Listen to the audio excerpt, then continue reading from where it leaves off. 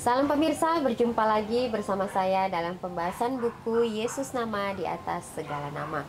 Buku ini dituliskan oleh Nyonya Ellen G. White. Buku ini menyuguhkan kepada kita bahwa Yesus adalah Alfa dan Omega, pencipta langit dan bumi, pemberi setiap pemberian yang baik dan sempurna, dan pemikul beban besar kita.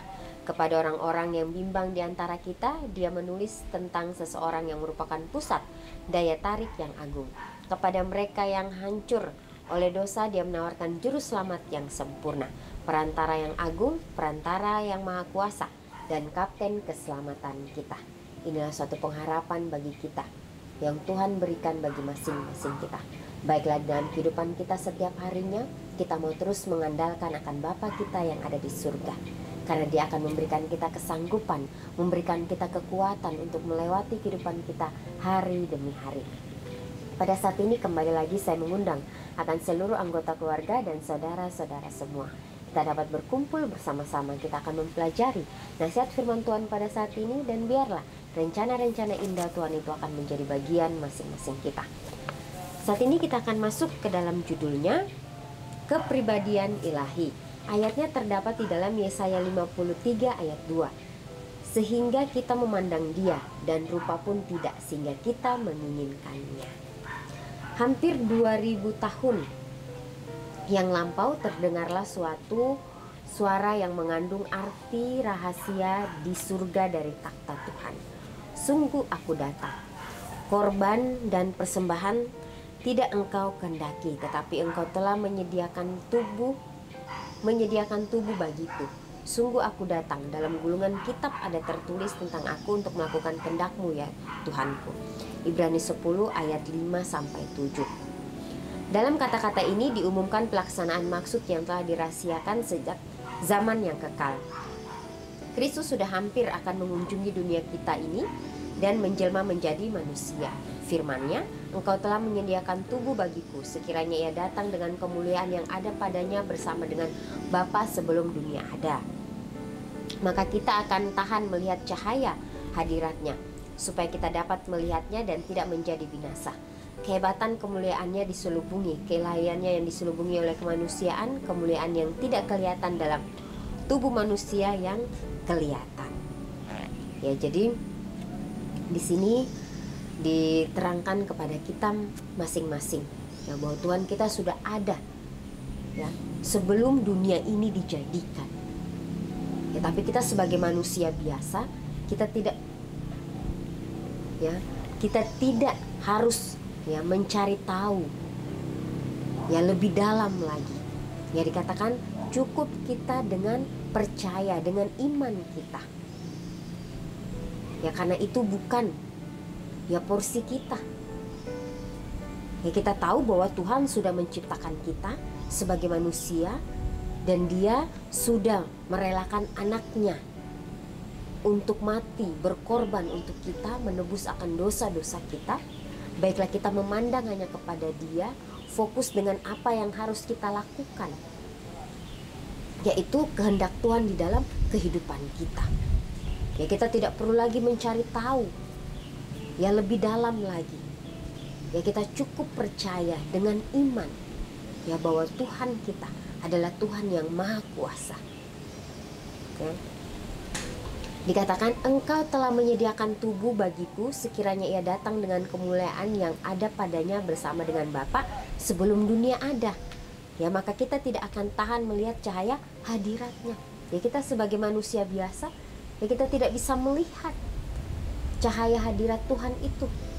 Ya, kita tidak sanggup dengan semuanya itu. Oleh sebab itu, biarlah kita sebagai umat-umat Tuhan yang percaya, baiklah kita mau menyerahkan kehidupan kita hanya kepada Tuhan saja. Biarlah kita dapat memuji Tuhan, memuliakan akan nama-Nya. Dan di sini juga dikatakan, baiklah kita juga ya percaya bahwa Tuhan kita adalah Tuhan yang hidup, yang ada di kerajaan surga. Dikatakan keilahiannya diselubungi oleh kemanusiaan, kemuliaan yang tidak kelihatan dalam tubuh manusia yang kelihatan. Ya, jadi pada saat Yesus berada di dunia ini, Ya, dia melakukan begitu sempurna apa yang dia sudah lakukan. Ya, tetapi pada saat dia melakukan kesempurnaan itu, banyak orang-orang yang tidak senang terhadapnya. Tapi inilah yang harus Yesus lakukan, karena dia mempunyai misi di atas dunia ini. Dia harus melakukan yang terbaik. Ya, karena dia menjadi teladan itu.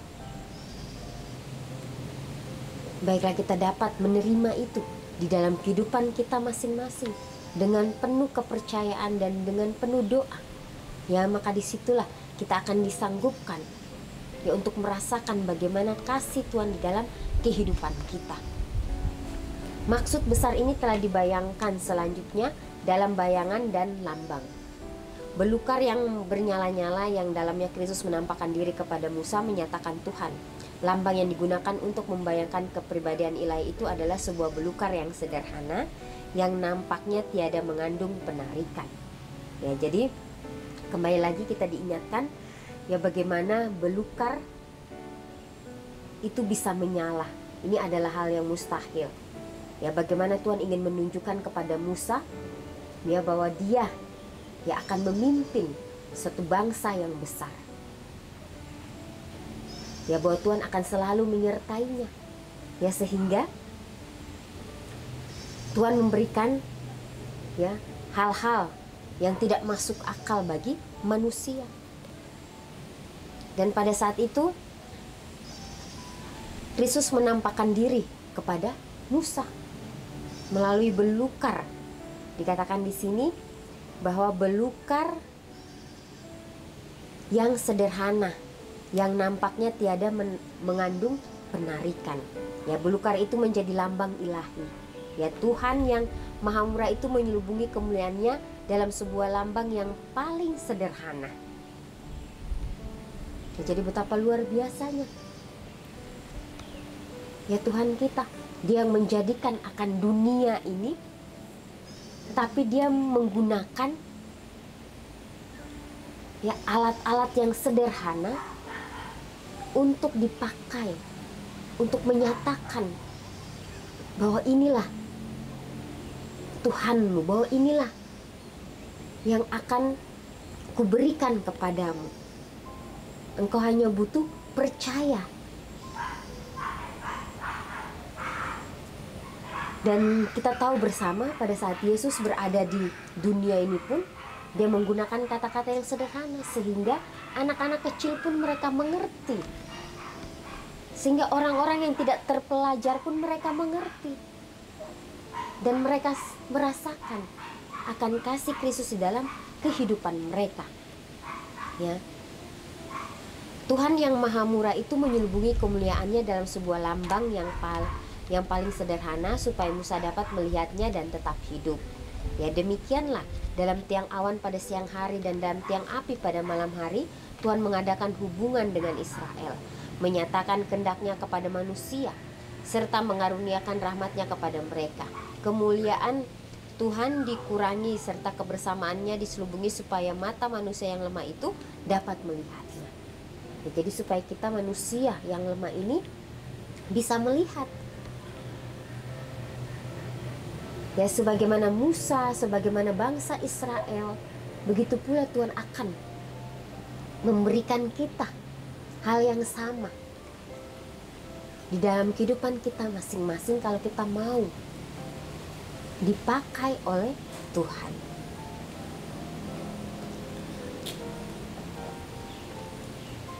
Kemuliaan Tuhan dikurangi serta kebesarannya diselubungi supaya manusia yang lemah itu dapat melihatnya. Demikianlah Kristus harus datang dalam tubuh seperti tubuh kita yang hina ini. Di dalam Filipi 3 ayat 21. Menjadi sama dengan manusia di mata dunia, ia tidak mempunyai kecantikan sehingga mereka harus menyukai dia. Namun ialah Tuhan yang telah menjelma tentang surga dan bumi. Kemuliaannya diselubungi, kebesaran serta kekuasaannya disembunyikan, supaya ia dapat merapatkan diri kepada manusia yang berduka cita dan tergoda.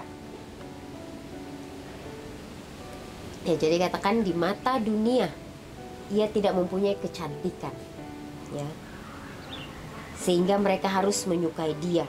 Namun Dialah Tuhan yang telah menjelma, terang surga dan bumi. Ya, jadi dikatakan bahwa Yesus pada saat Dia berada di dunia ini, ya, di mata dunia Ia tidak mempunyai kecantikan untuk dilihat wajahnya. Ya, tapi bagaimana kesederhanaan itu yang Dia tunjukkan kepada kita. Bagaimana pembawaannya Yesus pada saat Dia berada di dunia. Itulah yang membuat orang-orang merasakan kasih yang begitu luar biasa. Bagaimana Dia mau melayani satu dengan yang lainnya, supaya Ia dapat merapatkan diri kepada manusia yang berduka cita dan tergoda. Nah, bagaimana Tuhan kita, Dia ingin selalu berbaur. Dia ingin memberikan yang terbaik bagi setiap umat manusia, sehingga dimanapun Dia berada, Dia memberikan yang terbaik. Ya, Dia melakukan yang sempurna bagi setiap umat manusia. Tuhan memberikan perintah kepada Musa bagi Israel, dan mereka harus membuat tempat kudus bagiku, supaya aku akan diam di tengah-tengah mereka. Keluaran 25 ayat 8. Dan Ia bersemayam dalam bait suci itu di tengah-tengah umatnya, selama pengembaraan mereka yang memenatkan di padang belantara itu. Lambang hadiratnya menyertai mereka.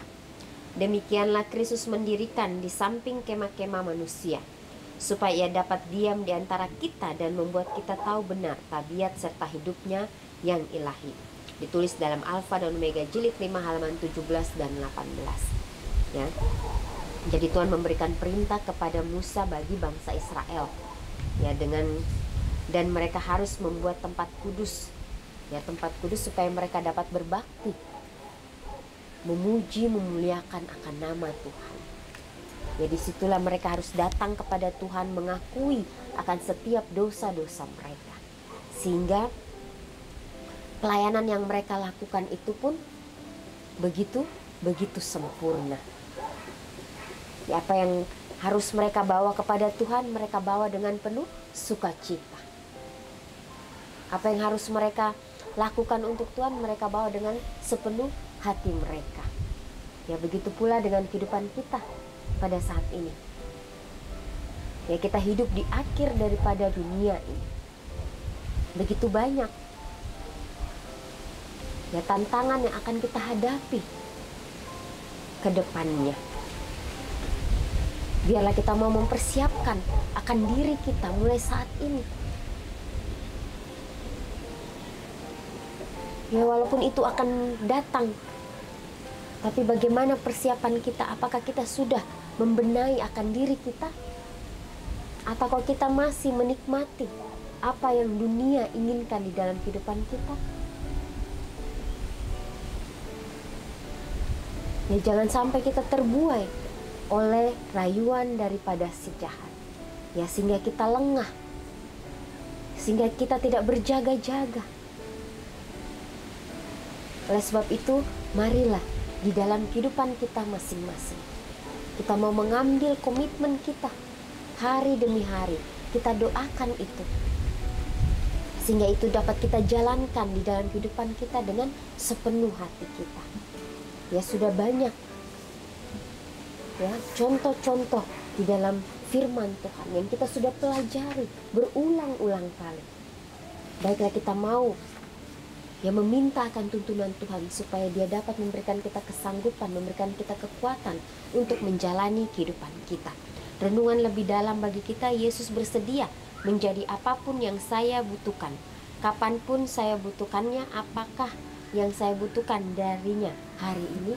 Ya, apapun yang kita butuhkan hari ini, baiklah kita minta kepada Tuhan, dan Tuhan akan memberikan yang terbaik bagi kita. Ya pemirsa, inilah nasihat firman Tuhan. Pada saat ini kita akan berjumpa lagi di kesempatan yang berikutnya, dan Tuhan memberkati.